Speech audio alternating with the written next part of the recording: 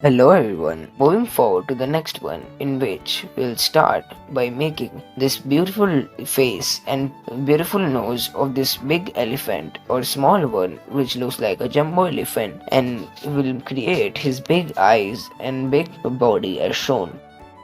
Moving forward to the next one, in which we'll start by making the hairs of this cute girl who looks really cute. We will follow the steps accordingly as shown to make this one, which is a really easy one, and we'll make her small legs and hands and color it. Moving forward to the next one, in which we'll learn how to make this easy drawing. By following the steps as shown, we'll make this face of this beautiful lion, which is a really easy one to make, and then we will create his big hairs, which is all around his face, and then his small body.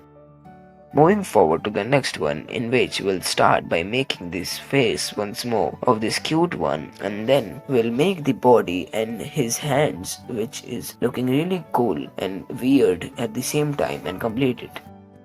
Moving forward to the next one, in which we'll learn how to make this drawing of this beautiful and our one of favorite cartoon, the Jerry from the cartoon Tom and Jerry. We'll create this beautiful rat whose name is Jerry and complete it by following the steps as shown by making his legs and hands.